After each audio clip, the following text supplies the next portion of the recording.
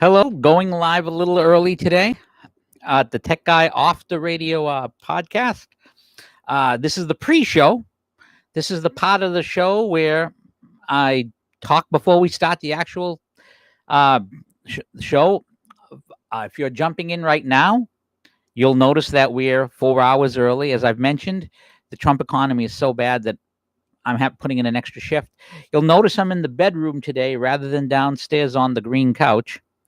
You probably won't see the green couch anymore because the dumpster just came today. There's a lot of stuff going on downstairs, which is why I'm up here. The dumpster just came today, and my wife is in dumpster heaven, throwing away stuff she doesn't like. And one of the things that's going to be thrown away is that green couch. And there was quite a debate about it between my wife and my son yesterday, who apparently loves that couch because that's where he lies down to relax after a long day's work. But since my wife owns the house and he hasn't moved out, he loses that fight, as I pointed out yesterday. Today is 9/11. I'm going to be talking a little bit about 9/11 when the podcast starts properly. It's also my nephew's birthday. For some reason, all the men named Dominic in my family are born on days of infamy. My nephew Dominic on 9/11. My brother Dominic on Pearl Harbor Day, and my father, who was Dominic, was born on Halloween, which, if you're a Catholic, that's Satan's favorite day to celebrate. So that's what's going on there. So today we're going to be talking about that. We're going to talk a bit about the NFL, the start of the NFL season. We're going to talk a little bit economy. I'm going to talk a little bit about the Trump standout that I attended and covered. And a couple of things I saw in the news that were really interesting. Again, this isn't my normal time. Next week, we should be back to the normal 3 p.m. start time, unless they ask us to do another extra shift. We have a lot of work at work. So that's why we're 11 o'clock today, because I'm going in for an extra shift to help what will possibly have to pay for a new car, because Massachusetts being Massachusetts, if the wiper doesn't go all the way down, it's a safety issue. And I can't seem when I got a new wiper motor for my 99 Buick, didn't come with the pulse board, which is attached, which regulates that. So I've got 45 days to find a pulse board or a wiper assembly motor that has the pulse board attached, or I have to buy a new car. So if any of you know where you can get a wiper motor for a 99 Buick that has the pulse board attached. They come with it. My mechanic was shocked when it came without the pulse board, but again, the car's 21 years old. It's old enough to drink, so they probably don't make those parts anymore. So that's what I'm doing with that. Again, we're in the bedroom because of a lot of activity going on downstairs. There's so much to talk about this week. So much to talk about. I don't know if I can fit it all in an hour, but we're going to do our best, because I don't want to take any of you away from listening to Rush today, because Rush has been very, very good lately. I'm going to mention slightly before we officially start in 2 minutes the Trump standout I was at. And it was fun. If you go to the website, DaTechGuyblog.com, you'll see some photos and an article for it today, and some photos and the like. And it should be pretty good. I mean, they have them every Wednesday in Townsend, Mass, which at an intersection that leads into New Hampshire, so it'll help a little bit there. But the more I'm seeing of this stuff, I'm telling you, I know Glenn Reynolds often tells us, don't get cocky, but I'm feeling very good about this election. I got to tell you, I am feeling very, very good about this election. I'm feeling 2010 about this election.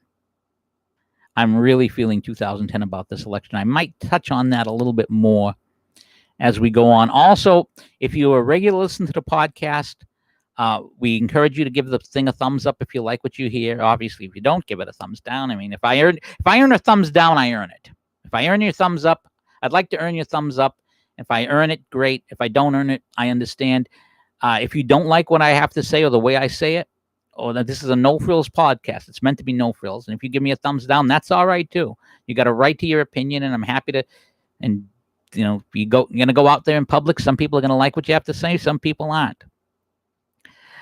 But we'll hopefully have a fun day. I really should use that mic stand I've got in the back over there, but I can't really set it up. But I wanted to mention again, we're on the new computer again.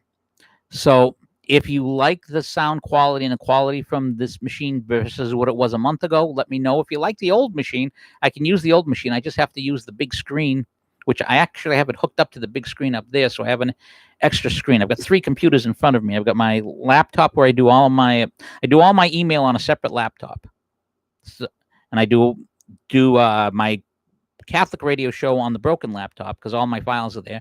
I do this one on the new one, but it's 11 o'clock, which means we are now officially started. Welcome to DaTechGuy Off the Radio live stream podcast. I am your host, Pete the Tech Guy, half fedora, Doctor Who scarf, will travel, and I am delighted to spend an hour with you 4 hours early because, as I've mentioned to those who are watching the pre-show, the Trump economy is so bad. The Trump economy is so horrible that at my work, we can't keep up with the work. So yesterday I went in 2 hours early. And the day before I went in an hour early. And today I'm working a 6-hour, not an 8-hour, but a 6-hour shift today. Because we have so much work because of this horrible, terrible, absolutely insanely bad Trump economy that the Democrats keep telling us that we're in. That this economy is so horrible that I have to put in all this extra time. And as I've mentioned, since I'm might have to buy a new car and I'm looking for a pulse board for my Buick, I can use the extra money, so I'm going to take it. Well, speaking of extra money, I want to start today with the NFL. Now, I've mentioned before, I have watched exactly no sports this season ever since they started kneeling for Black Lives Matter and so forth. All I have seen is one Red Sox home run that was in the background on a TV when I went to a 99 restaurant to eat. They've saved a lot of money this year because they give a free meal, kids meal, if the Red Sox win, and the Red Sox are doing horrible. So the 99s are saving a fortune. And I watched one throw by Mookie Betts on YouTube because everyone described it as wonderful. Well, the NFL decided this year that they were going to go all in on Black Lives Matter. They've got various things posted in their end zones. They've got guys are wearing names on the helmets of people who have been killed by police and so forth. They've decided to go all in on all of this stuff. And if there is a season, frankly, if you are a professional sports team, the year to do this to appease your players is this year because there's no fans. There's no fans to get upset. So you don't have to worry about fan reaction if you're kneeling to the flag or if you're doing any of this other stuff. Except for the fact that this year's NFL opener was in Kansas City, where the defending champion Kansas City Chiefs took on the Houston Texans. And Missouri being a saner state than places like Massachusetts or New York or whatever, allows fans to go to games. Well, the NFL decided we're going to be safe here. The Kansas City Stadium holds 95,000 people. So we're going to only allow a limited amount. I believe it was supposed to be 22,000. I've heard it was as low as 16. So, somewhere between 16 and 22,000. We're going to sell the tickets in blocks. People are going to be widely separated. So there's social distancing. You come in a group, you better be with your group. Fine, we'll still get 16,000 fans in there. Now, you have to remember something about Kansas City, and I want to stress this. Even though I'm not watching sports, I know a bit about sports. Kansas City has Patrick Mahomes, whose father was a major league player, a decent major league player. Objectively, you can say that at this moment in time, Patrick Mahomes is the best player in the NFL. Objectively speaking, I'm a Tom Brady guy, but objectively speaking, Patrick Mahomes is the best player in the NFL. Also, he throws a football sidearm like a baseball, which I think he gets from his father, which is kind of cool. Furthermore, the Kansas City Chiefs won the Super Bowl last year for the first time in 50 years. So it's a big deal. This was going to be a very big deal. 95,000 fans normally fit into that stadium. They're only allowing like 16 to 22,000. So you would figure that in a state like Missouri, and there's, Kansas City, there's adjoining states nearby, and football's big in that area, you would get a lot of fans. You get a lot of people looking for those seats. Well, as Rush noted yesterday, they were having trouble selling those tickets. And not only were they having trouble selling those tickets, but the third-party sellers online were having to discount them and discount them below face value. Think about that for a second. Now, I mean, from what we've been told, people have been dying for sports. People could not wait for the return of sports. People wanted sports like they wanted to breathe. They were dying for sports. So given that this is first game back, NFL game back, your team has just won the Super Bowl, you've got the best and most exciting player on the football field in the NFL leading up, you're going to sell out, right? You're going to sell out, especially when you're only allowing like 20% of the fans. Apparently not.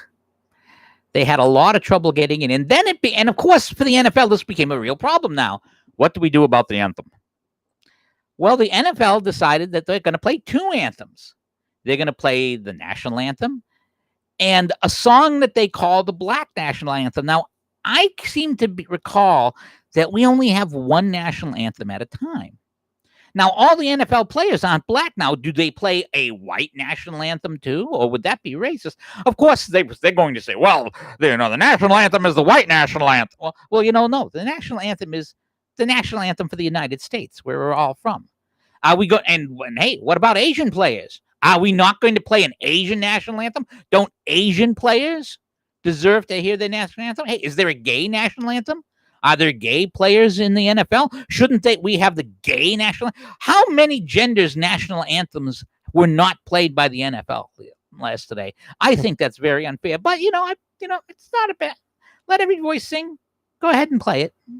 They want to play the song. It's a nice song. They want to play it. That's fine. Their league. But now the problem comes. What happens? Do the players kneel or not? Well, for the Kansas City Chiefs, everybody stood for the quote-unquote Black National Anthem. But one player kneeled for the American, the actual national anthem. Well, the Houston Texans decided they were in a quandary. They didn't want to be standing for the Black National Anthem and then kneeling for the actual national anthem. They decided this would be a bad look, especially for a team that plays in friggin' Texas. And of course, because there were going to be fans in the stands, what was everyone talking about on sports radio? Will they kneel? Will they stand? Nobody was talking about the game itself before the game. Everyone was talking about, will the players stand? Will the players kneel? What will they do? What will they do about the anthem? Will they be, because the network said they were going to broadcast the anthem. Nobody was talking about the game. Now, in fairness, nobody thought that the Texans had any chance of beating Patrick Mahomes and the Kansas City Chiefs. And in fact, there was a football game that was played when all of this kerfuffle was done, and Kansas City, as expected, won handily. They're a better team. They're probably the best team in the NFL, and they'll probably be facing Tom Brady and the Tampa Bay Buccaneers. It hurts just even to say it a little bit, in the Super Bowl, barring some sort of disaster to Brady or disaster to Mahomes. I mean, he's been hurt before, might get hurt again. But that's what everyone was talking about. So the Houston Texans decide, we're not going to leave the clubhouse. We are going to stay in the clubhouse because we have the courage of our convictions, but we're not going to take any chances. So the Houston Texans stayed in the clubhouse. And then when they came out, everybody linked arms and did the protest thing.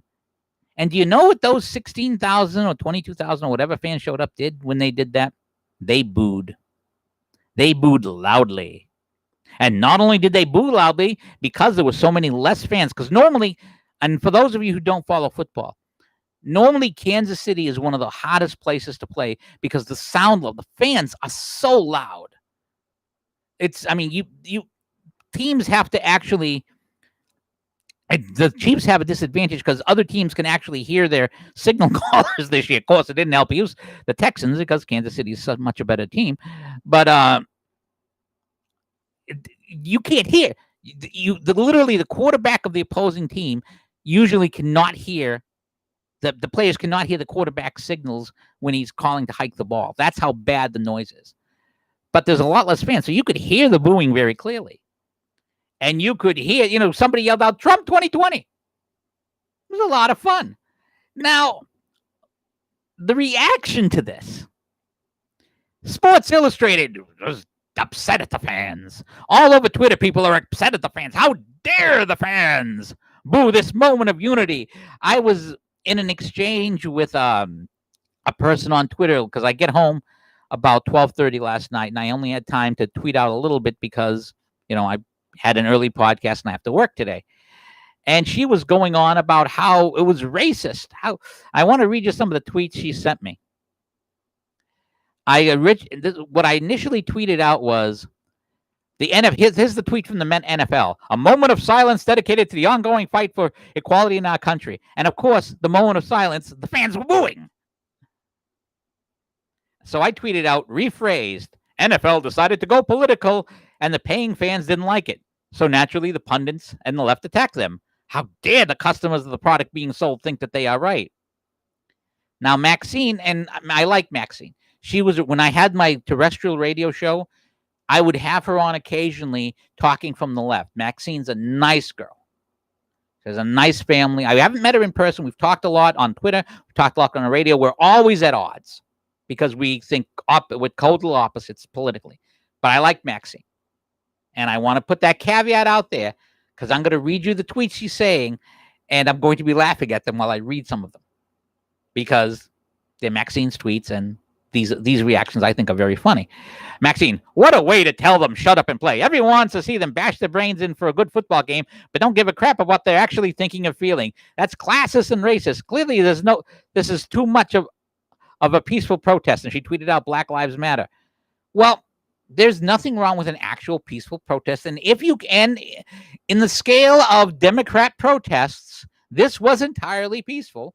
And I'll even give her credit that football is an inherently violent sport. So this is probably the most peaceful thing that people came to see. But the point is, people paid to see a football game.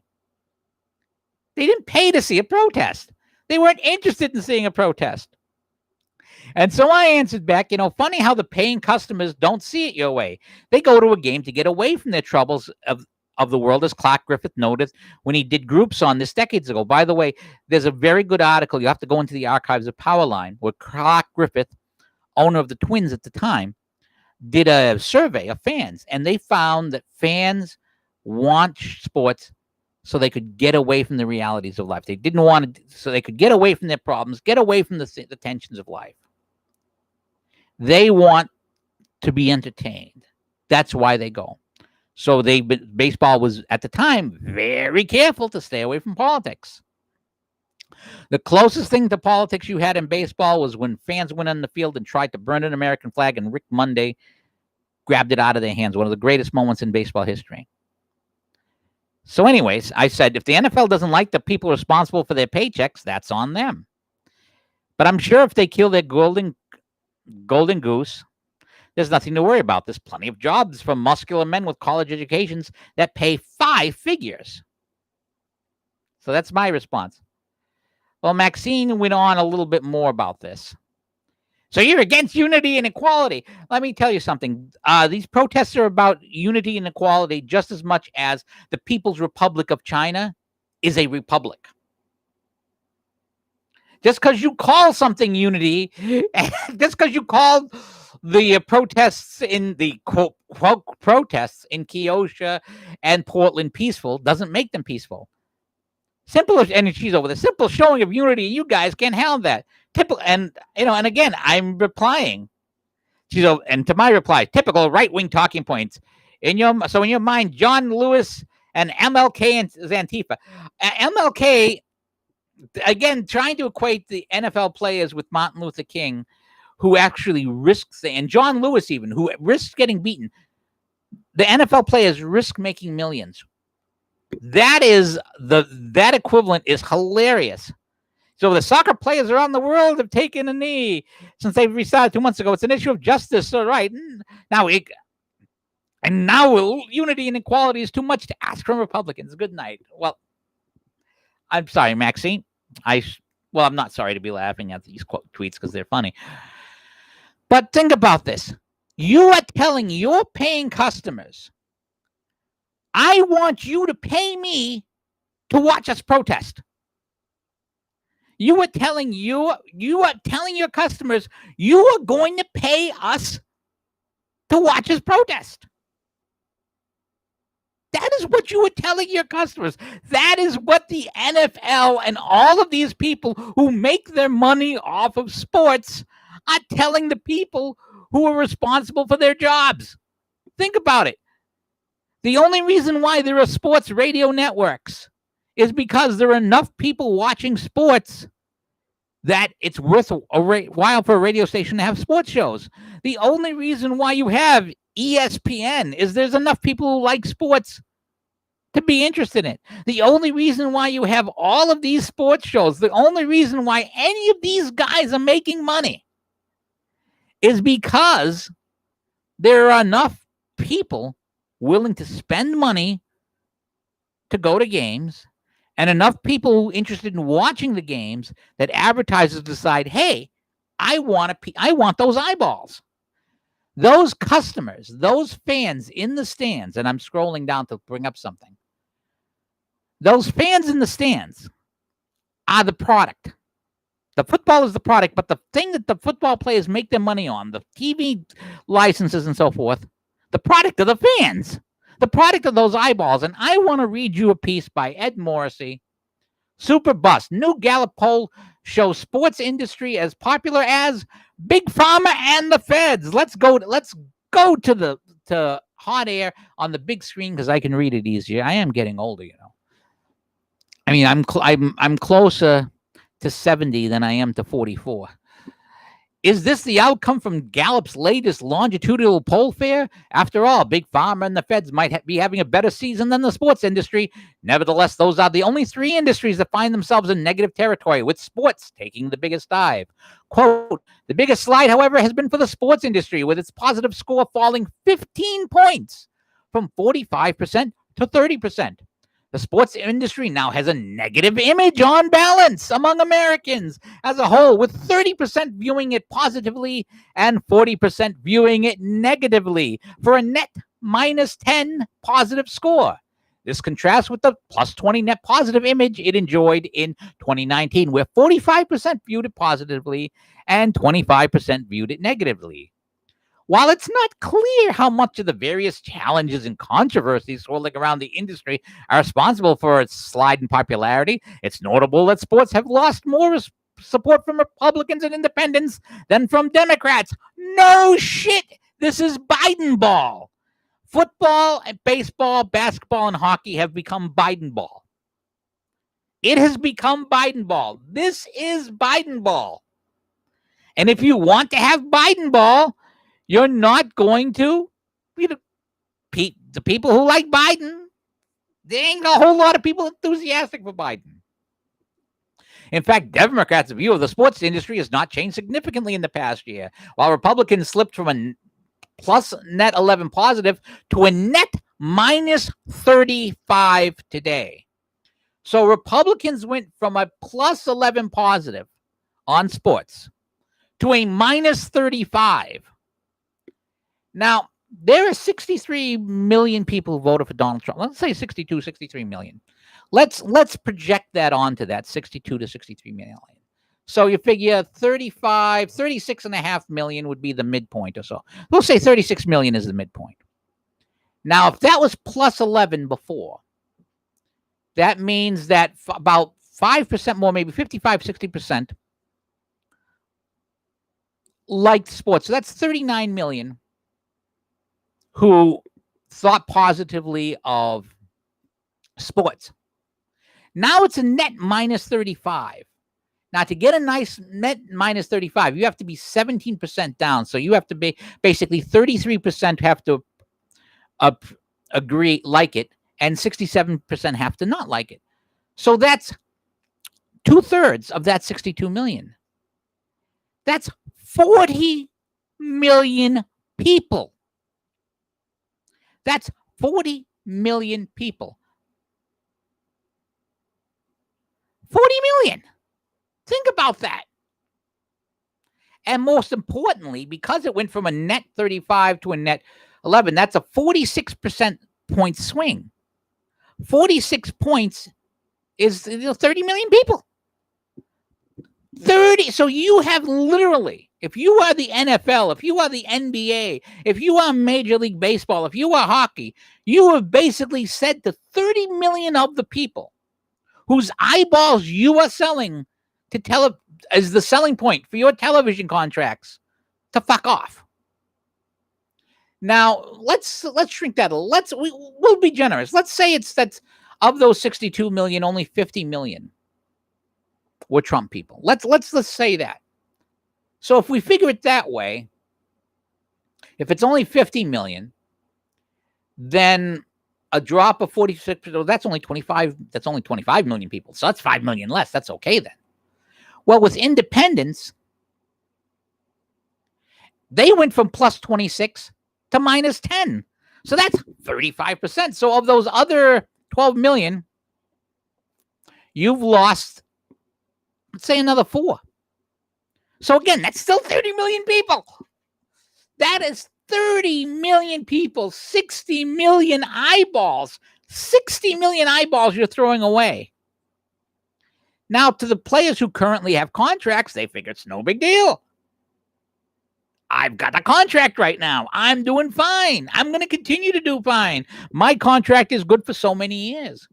But sooner or later, the television deals will come up again. And when you have 30 million less people, and remember, I'm just talking about the voters. There are people who like Trump who may not have voted. This is just a general poll. They didn't ask whether they were voting. So there could be a lot more. So now if you're going to the TV networks and suddenly you've got a problem here.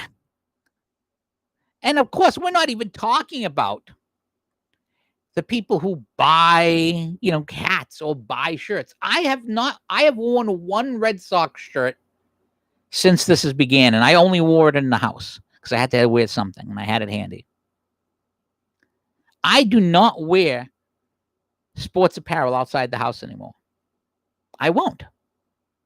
I'm not going to support these guys. The only sports thing I do is my tabletop baseball league. Now, I want to read you a little bit more of this from Ed Morrissey's piece. Now, and I love the fact, it's not clear what's causing this. Yeah, it's not clear what's causing this. The sports industry's image has also deteriorated more among women than men and among older adults than those younger than 35. Just remember, the older people have the money. Sports has also lost support from non-white, more support from non-white than white Americans. Think about this. Sports has lost more support from non-white than white Americans. I thought this was all Black Lives Matter. I thought that the black community was united by this. But given the extraordinary high ratings from non-white adults a year ago, the group continues to view this industry positively on balance. This is not the case with white adults who now view the sports industry more negatively than positively and by a minus 22-point margin. 22 points. And remember, whites are still the majority here. And again, if you are the NFL, you are selling eyeballs. It's not just the fans coming in. You're selling those eyeballs to the networks for the TV contracts who are selling them to advertisers. All of those 30 million eyeballs, the 30 million people, the 60 million eyeballs that are now gone. Back to Ed Morrissey. This description of the demographic differences distracts from one clear point. The decline is as broad as it gets. The sports industry positive rating fell in every demographic and by double digits in all except for Democrats. And it still fell among Democrats -5 because some Democrats, you can be a Democrat and not want to be hit over the head with political messages while you're watching a football game or a baseball game or a basketball game or a hockey game. You might be a Democrat and still want to just watch the friggin' game. That's what you're paying for. That these guys don't get it is amazing to me. The rating among non-white Americans might be higher than among white Americans, but it also fell farther among non-white Americans, minus 35. It fell 35 points among non-whites versus 25 points among American whites. 26 points, I'm sorry, I stand corrected. The collapse is almost total. In other words, and even in a few demos that remain positive, enthusiasm has almost entirely evaporated. For instance, Gallup makes much of the fact that Democrats plus 11 and non-white Americans plus 16 still remain positive about sports. These ratings would put sports at the same level as the overall ratings for the oil industry, plus 11, and well below the banking industry, plus 24. Does that sound like good news for sports? What makes it even worse is that it bucks a clear trend towards positivity from the American public. Gallup reports that Americans have largely sunnier views about almost all industries this year, probably an outcome of COVID-19 and the we're all in this together attitude. Topping the list of big gainers this year are the essential businesses, all which have been forced during the shutdowns, like agriculture, plus 58, grocery, plus 51, restaurants, plus 46. Heck, even the legal industry had a positive rating this year, although an anemic one at plus 6. And Big Pharma improved by 7 points to get to second to last. When lawyers, I'm going to get a better rating than your industry, then maybe it's time to rethink things, especially if you're in entertainment. Speaking of which, lawyers edge out the movie industry. Lawyers are at plus 6, and the movie industry's at plus 4. So these guys are shooting them. They're cutting their own throats and don't realize it because they think they're being woke. But let me remind athletes, especially athletes whose degrees are, shall we say, these athletes all have college degrees. I don't know how many of these college degrees are legitimate in terms of that they can do college stuff. But you might remember we had Remember Dexter Manley from the Washington Redskins, which are now the Washington football team. These idiots. He came out of college and played several years in the NFL without ever knowing how to read. Now, if you're a very muscular guy or a tall guy or an athletic guy, I'm sure you can find work other than sports. And I'm sure you can find work that pays 5 figures. 5. But you're not going to find work that pays 6 figures and 7 figures and 8 figures. So now, again, the NFL, it's their business. If this is their business model, if this is the business model they want to grab, God bless them. If they want to find a different fan base, God bless them. It's their industry. And they are allowed to do what they want. And if that's what they want, fine. But I submit and suggest that calling your fans racists and calling the people that keep your business functioning deplorable and horrible is not a great business model. Maybe that's just me. But I think it was a really bad idea on their part. But, they make millions and I don't, so maybe they know best. And maybe a few of them believe so strongly in this that they don't mind if they no longer make people like it. And Don Schubert calls this the Kaepernick effect. This is the Kaepernick effect. And I think it's hilarious. Again, the sports industry did it to themselves. Now we're going to pivot a little. Today is 9/11. As I mentioned, it's my nephew's birthday. Happy birthday, Dominic. And it's the 19th anniversary of 9/11. And I must admit, I've never been a fan of the 9/11 remembrances for this reason. We didn't have remembrances for Pearl Harbor during World War II because our main concern was destroying the enemy. Now, after the war was over, then we started having special ceremonies. Now, I guess this year might not be bad because ISIS is pretty much crushed. Most of these guys are crushed. So maybe now remembrances and celebrations and so forth might be more appropriate.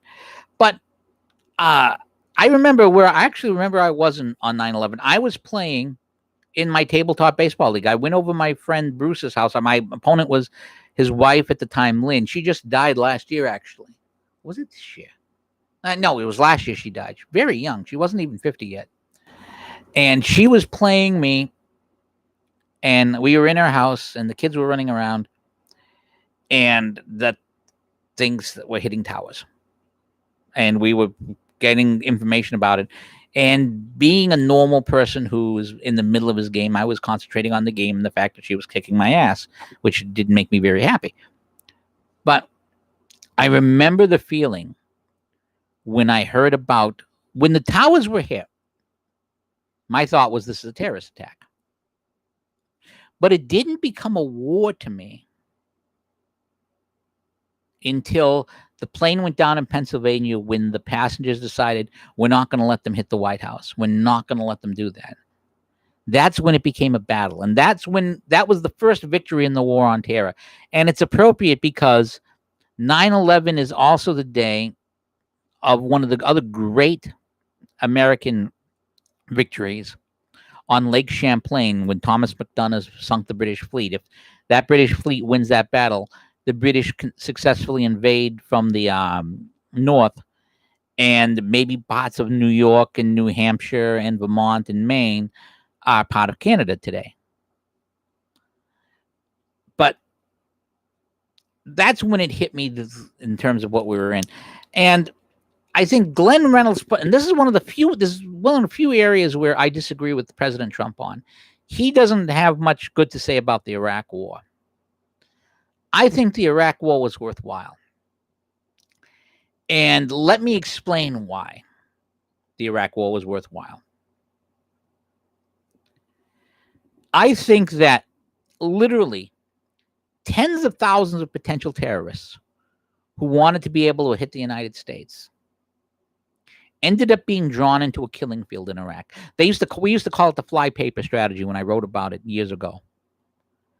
When the American troops were in Iraq, terrorists from all over the world went over there to fight them instead of going to the U.S. Now, the smart thing would have been to go to the U.S. and hit the malls and hit the various things and do the type of terror that Black Lives Matter is doing these days. And let's be blunt, it's terror. What Black Lives Matter is doing in cities is terror. Let's not pretend it's anything else. They're doing actually the smart strategy. They're terrorizing civilians. But the Muslims did not do that. They flocked to Iraq to fight the infidel. And instead of hitting soft targets in the U.S., which would have been vulnerable, despite the increased security, and instead of engaging police forces, they had to engage the greatest and most powerful army in the history of history. Hundreds of thousands of them died. Not our troops, them. Hundreds of thousands of them, of potential jihadists, were killed thanks to that fight in Iraq. And yes, U.S. troops were killed. Yes, U.S. troops were maimed. Yes, U.S. troops came back with some trauma. War is traumatic. But I submit and suggest that those moves saved thousands of U.S. civilian lives. And the destruction of those terrorist groups, the destruction of the people who came in there to fight, saved not just American lives, because these terrorists go after a lot of other people. And that's what people forget, that most, sort of like most Black lives that are ended by violence are ended by Black criminals, and basically drug gangs. It's basically the drug gangs is the source for it. It's not so much racial as it is the drug gangs. But if you classify it by race, most black lives are ended by other black people. In terms of terrorism, Islamic terrorists kill a lot more followers of Islam than they do followers of Christianity or atheists or anything else. And not only were black lives, many people, Muslims were black too. Not only were American lives saved, but Muslim lives saved. Middle Eastern lives were saved because those Muslim terrorists were taking on the U.S. Army and not going after the civilian targets in other countries that they could have. And if you take on the U.S. Army in the field, you're in trouble. This is why, by the way, the left's strategy, our enemy strategy of paying off, and I've mentioned this many times on the podcast, paying off universities and schools and buying people was so much smarter than going after us in terms of the military, because it's a lot cheaper to buy people, and a lot of them stay bought, and a lot of them have stayed bought. So I think it was worthwhile. Now, there are legitimate critiques of it. I think Obama gave away the victory. I think that you would have had to, for Iraq to turn into Germany or Japan, you would have had to stay there for a generation. And you also would have to have had the support of the people. I mean, in any war, you have to have support of the people. Once you lose support of your own people, you can't continue to make war. That's the bottom line. You can't make a war without the support of the people. Now, I think, again, because of the fly paper strategy, because of the number of terrorists killed, because of the number of people who were killed, I think it was worthwhile. You can make the case otherwise. Rand Paul makes the case well. President Trump makes the case well. There is an alternative argument here. I just disagree with it. I think it was I think it saved more lives than it cost. And I think it was worthwhile. Because the lives it saved were the lives here. The lives being saved, that were saved by the Iraq War, in my opinion, are the lives that are being terrorized by Black Lives Matter now. I firmly believe that. But the more importantly is, it's 20 years later, and a lot of people do not remember it. If you are a high school student, you have no memory of 9/11. You don't. And because you don't, you can't grasp the significance of what it was. You can't, the best way to grasp it is to think of New York 2 years ago. Think of the country 2 years ago when everything was open and where it is now in some places. Think of New York in December and where it is now. That's the difference. That's the best comparison I can make. Frankly, Cuomo's policies and the Chinese COVID has been a more effective terrorist attack on the U.S. than 9/11 was in the long term. And there are those who would argue that this was not an accident, that the COVID was not an accidental move. But people forget, and it's normal that people forget. It's sad, but it's normal. All throughout human history, people forget bad things that have happened because they've gone away. People don't remember the lessons of World War II because most of the World War II people have died. I mean, my father, who served in World War II, died in 1987. It's a lot of years ago. 33 years ago, he's been dead.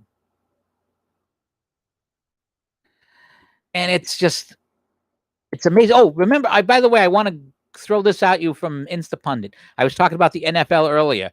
Here's a headline. Dispatches from the National Felons League. NFL player falsified pandemic loan applications, used proceeds to buy Dior, Gucci, and luxury goods, according to the Department of Justice. But I think Glenn Reynolds really put it best. And I want to read you what he had to say about this. This was at 8:46 a.m. today.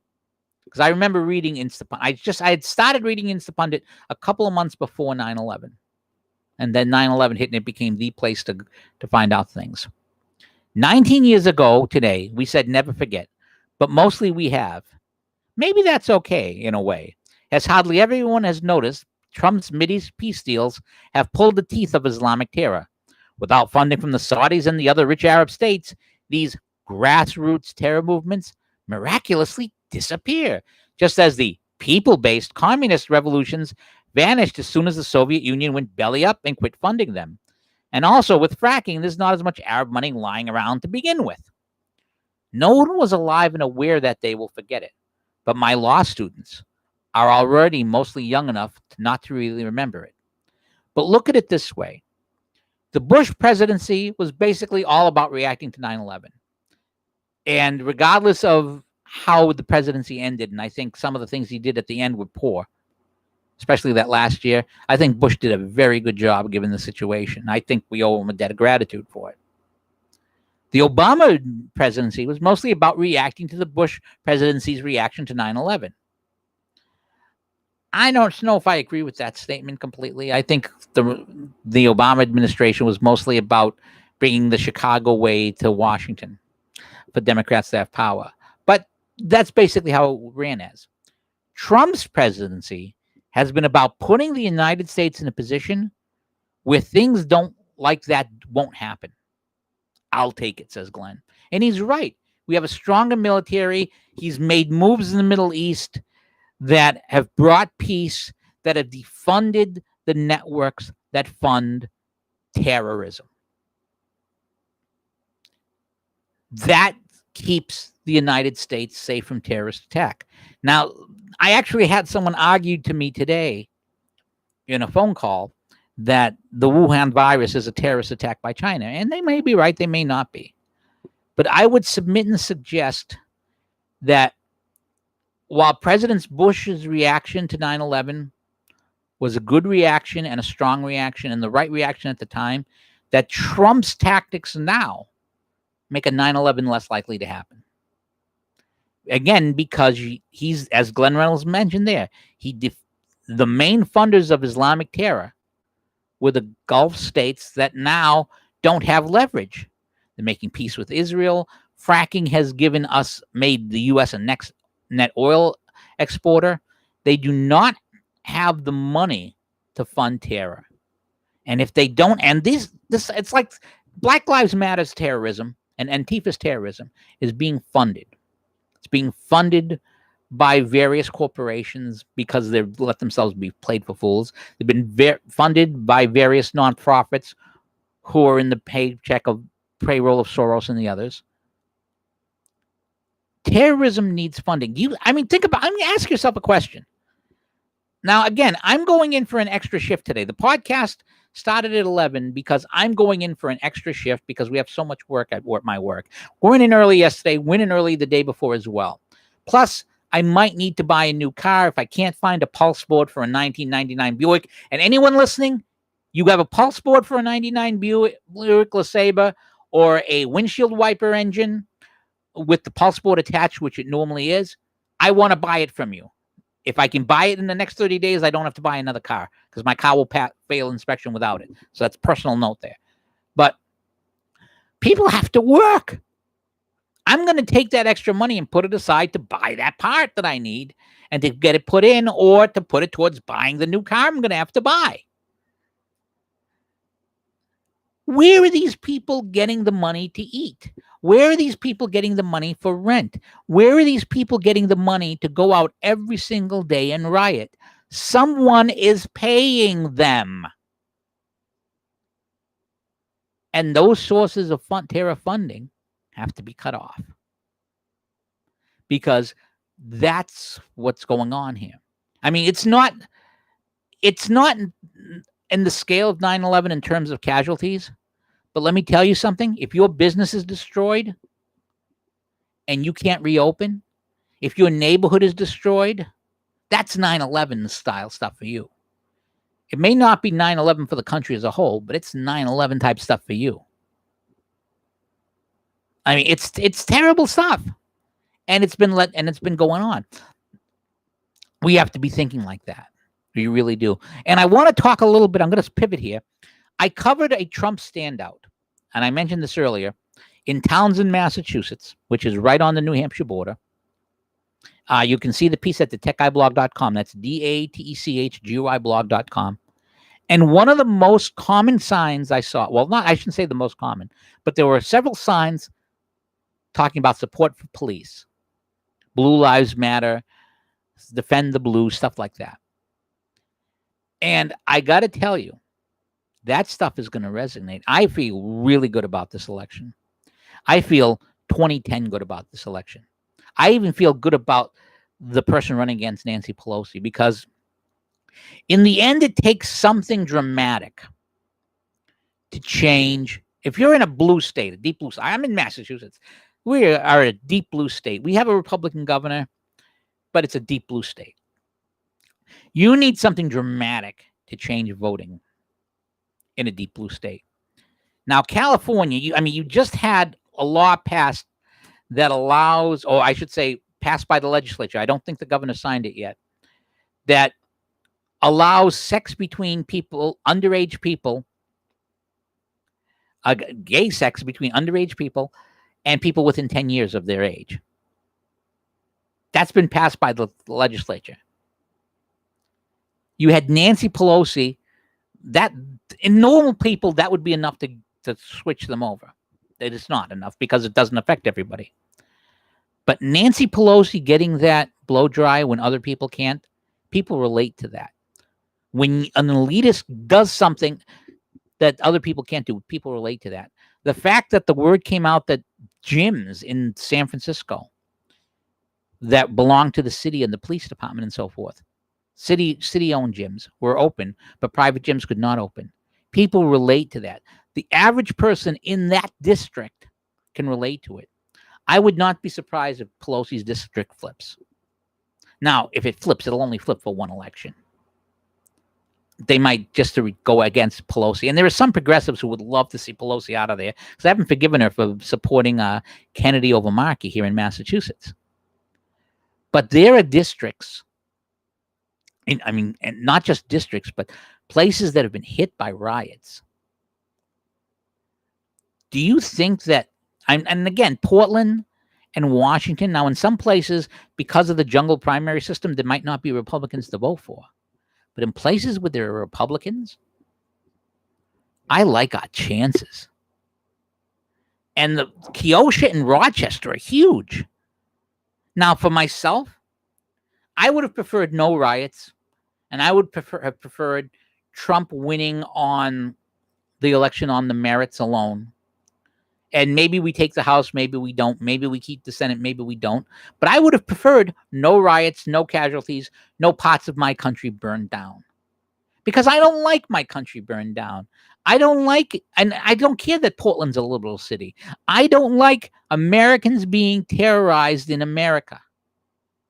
I don't like it happening in Seattle, even though they're friggin' crazy with statues of Lenin over there. I don't like Americans being terrorized. I don't care if it's Chicago, where you have a system where basically the gangs are running things, and the aldermen are supporting the gangs and tipping them off and so forth. I wrote about that 10 years ago. That's Americans being terrorized. I don't like it. I don't care what race they are. I don't care how they vote. I don't like Americans being terrorized. In Rochester's a liberal city. That people being terrorized in restaurants. I don't like that. New York City, very liberal city. Americans being terrorized. I don't like it. D.C., restaurant owners and people at restaurants. I don't like it. I don't like Americans being terrorized. I didn't like it when Muslim terrorists did it. I don't like it when Black Lives Matter and Antifa do it. And I hate it that there's a political party that supports it because they're afraid of losing their votes. Now, in fairness to that political party, they're probably afraid of themselves being the subject of terror. Look at the mayor of Portland having to move. Look at other mayors. You have the governor of Michigan building a wall. The governor of Michigan building a wall around the mansion wants money to build walls around a mansion. By the way, Paco, I do and hope I see you in chat. I appreciate you being in chat. You'll have to forgive me. I'm holding a thing. I really can't type with one hand. I just want to acknowledge you. I'm glad to have you. Thank you for watching the podcast, the live stream. I should have acknowledged you earlier. That's my bad. But I don't like this. It should not be the case that Americans are terrorized in America. But I'm going to tell you, this is going to cost the Democrats seats in a lot of places. And you might be noticed if you follow my Twitter stream. Oh, Juliet, gotta acknowledge you too. I'm sorry, you weren't in chat. I didn't see you in chat, so I couldn't acknowledge you. So I'm sorry. I'm glad I'm glad you found my channel too. Tell other people, because this is how I make my side money. The whole reason why I do this podcast, for those of you who are new, I'm trying to increase hits on my website, which is DaTechGuyblog.com. I was trying to make an extra $180 a month. Those were my goals. And so far, the 180 have been coming in tip jar hits. It's been close. And the traffic has been up and down, but the traffic overall is up. So I'm very, very happy. But that's fair. No, Paco, if you disagree with me, that's fine. And if you think I've made a bad case, feel free to down arrow me. I mean, I prefer an upper arrow, but feel free to down arrow me if you think I'm wrong. Because you got the right, if I'm right, I'm right. If I'm wrong. And Hope says she's a Gold Star mom. Hope, can you tell me in chat, are you a Gold Star mom from which war? I'm presuming from the Iraq War. But I don't know how old you are, and I shouldn't ask a woman her age. You got to remember, my grandparents were all born in the 19th century, so I was taught not to ask a woman her age. So, but I have diarrhea of the mouth sometimes, as my wife would put it. But anyways, I don't like the terror against Americans. I would prefer that we win without that stuff. But if the left insists on doing these things,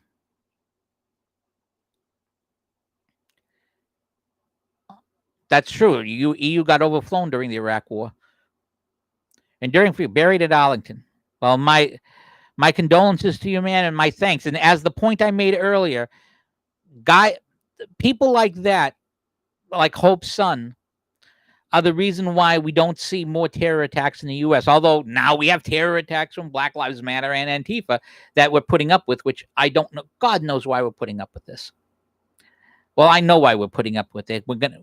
After the election, it's going to be interesting to see what happens next. It will really, really be interesting to see what happens next. But Hope, I'm very honored to have you watching my podcast. My father served in the Pacific during World War II, so I'm very into veterans, and I'm very into that stuff. Although I never served myself, I regret to say. But I want to touch on a couple of other things. And I'm going to quote Don Schuber here. I've got it up on the other screen, on the computer. That screen is busted. And you know how I'm talking about Democrats supporting the Black Lives Matter terrorist people. So, the Democrats, we don't support these things. I want to read you this from Andy No. Christina Narin was arrested at the Portland Antifa riot where firebombs were thrown at police. She is legislative director for the Oregon Speaker of the House, Tina Kotek. Kotek really recently denounced Portland police in a letter. I mean, you're talking about Democrat officials taking part in terrorism. And Kathy Fiona says she doesn't want to vote for Trump? That's objectively pro-terror. I'm sorry. If you're voting for the Democrats, you're objectively pro-terror. But I want to read you this. Representative Stephen Smith of Georgia tweeted this out. It's a piece. I'm not going to read you the piece. I just want to read you a piece of the tweet. Sundance Festival co-founder and filmmaker charged with sexual abuse. And this is a guy by the name of Sterling Van Wagen. Now, I want to point out, as Stacey McCain often does, that any person who is charged with something are in the courts of law presumed innocent until proven guilty. It's just a charge. As the Trump administration and how the president has been treated has shown, you can charge anybody with anything. Although he's been actually charged, so there's a little more meat to that. I was off the chat page, so I couldn't see what people were saying, so I do apologize because I was I'm using two different screens here. But so the Sundance Film Festival guy, and I'm gonna click on the article here for a moment. This is NBC News. A Utah filmmaker who co-founded the Sundance Film Festival and produced an Oscar-winning movie in the mid-'80s, has been charged with sexual abuse of a young girl. Sterling Van Wagen, 71, is accused of appropriately touching a girl on 2 occasions between 2013 and 2015, according to a probable cause statement filed with the charges on April 4th. The alleged abuse occurred in 2 northern Utah cities when the girl was between the ages of 7 and 9. Van Wagen's attorney, Stephen Shapiro, declined to comment. Now, the reason why I'm reading you this is because I want to remind you of Netflix. And I'm going to read you this from Twitchy. Netflix jaw-droppingly tone-deaf defense for Cuties' sexual exploitation of young girls is straight up Orwellian word salad. Now, last month, Netflix got into a bit of trouble over the decision to stream the French film Cuties, which critics insisted sexually exploitation of young girls. Netflix ultimately apologized for the inappropriate artwork they've selected to promote the movie, but they've been pretty quiet in the days since they started streaming it, notably among the growing outcry from the public about what it pretty clearly is pedophile catnip. Well, it seems Netflix is ready to address the criticism. Unfortunately, this is how they've chosen to do it. Breaking. After days of silence following outrage over Cuties, Netflix defends Cuties, calling it, quote, social commentary against the sexualization of young children and an award-winning film and a powerful story. Now, it won an award from Sundance. The guy whose founder just got charged with for going after underage girls. Of course they won an award from them. Of course they win an award from Sundance. This isn't a defense of... This doesn't mean that Cuties is good. It tells you that Sundance is sick. But more importantly, think of it this way. For years, Sundance and all of these award ceremonies have been given films that push the edge of social boundaries. What do you think they were doing? What do you think the Weinsteins and the Matt Lauers and the types were doing pushing this stuff? How do you think they've been pushing it on you for decades? Where do you think this all came from? A day this week felt like 10 years. We'd encourage anyone who cares about these important issues to watch the movie, Netflix tells me. Quote, and this is a tweet from somebody called Ron Mexico. It's one thing to make a movie to provoke thought, but based on the clips going around, it's obvious this film went above and beyond what would be considered tactful. Another quote, why would they feel the need to zoom in on genitals and butts? Why is there a disclaimer saying it shows an 11-year-old breast? Why is there a scene of an 11-year-old in her underwear having water thrown on her while they film her butt? Why are they grabbing her crotch? Now, I haven't seen this picture, and I have no intention of doing so. GP, it's still kiddie porn regardless of how you want to couch it. And this is what Netflix is pushing. And this is Lila Rose. For those claiming that Netflix did nothing illegal, the law and case law is crystal clear here. The filmmakers of Netflix have violated Title 18, Section 2256. The Fifth Circuit created the DOS test, a 6-factor test to determine if images are child porn. Here they are. 1, whether the focal point of the visual description is on the child's genitalia or public area. Ding, ding, ding, ding, ding. Whether the setting or description is sexually suggestive, that is a place or pose associated with sexual activity. Ding, ding, ding, ding. Whether the child depicted is in an unnatural pose or inappropriate attire considering the age of the child. Ding, ding, ding, ding. Whether the child is fully or partially nude. Ding, ding, ding, ding. Whether a visual description suggests sexual coyness or willingness to engage in sexual activity. That's ambiguous. I don't know if I can ding, ding, ding that one. That's ambiguous enough that I don't know. Whether the description is designed to elicit a sexual response to the viewer. I would submit that's probably a ding, ding, ding, ding, but the filmmakers can argue that it's not, and Netflix is arguing that it's not. But here's Lila Rose still. The Netflix film basically blatantly zooms in on sexual parts of little girls as they dance suggestively, partially closed for adult audiences as explicit sexual exploitation as it fails the DOS test. And here's something else that's important. Remember, this is a movie. This is not Lila Rose talking. This is Twitchy talking. Somebody taught those little girls to twerk and touch themselves suggestively. Someone gave them footage of naked women dancing to look at. Someone said it was okay. And remember, there's editors and such. Someone said it was okay to film the young girl's bare breast. And someone gave their consent to put their daughters through that.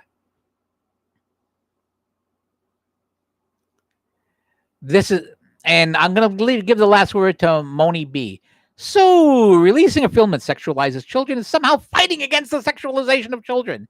Is this some sort of Orwellian war is peace type double street effery? I won't quote the word there. Actually, I'll quote the word. He says fuckery, which is, I don't usually use that language, but I believe in quoting people as they say it. And yes, so it won an award from Sundance, whose founder is now being charged with abusing and inappropriately touching underage girls, or an underage girl. I'm sorry, this is a gimme. This is a no-brainer. And the fact that there's even a debate about this is an amazing thing.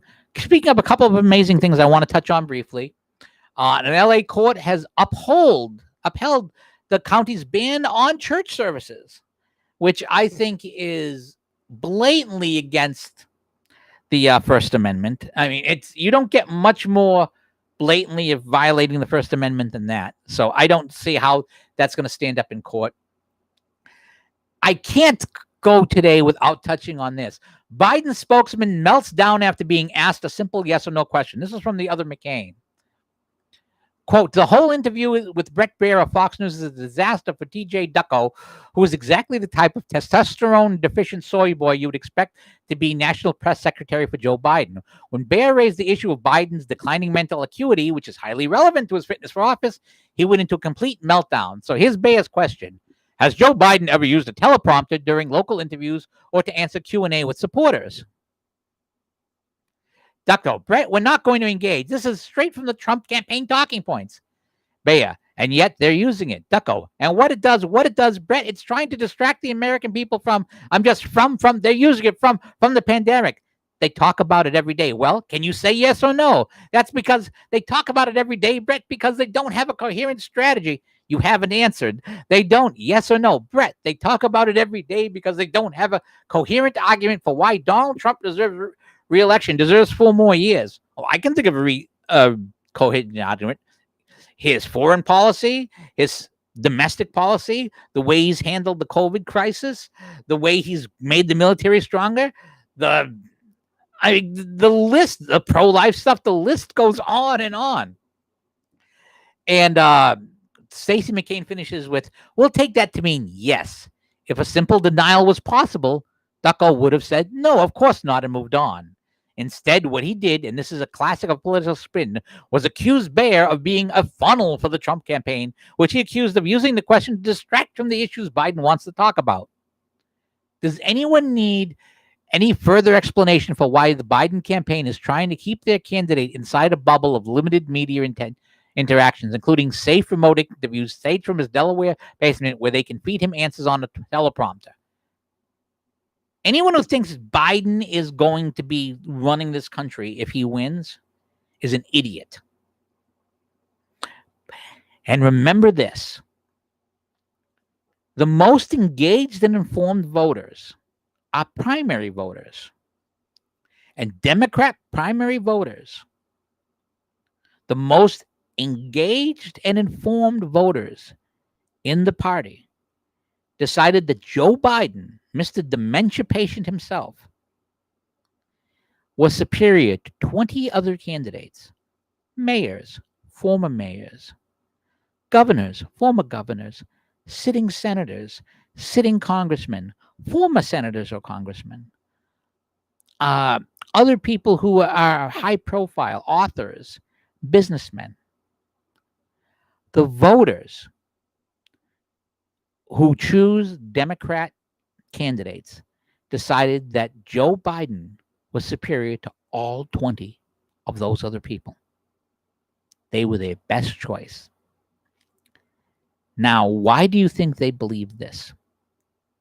I would submit and suggest because if any of those other 20, and there were one or two I was actually worried about, and I won't tell you who in case they run in 2024, but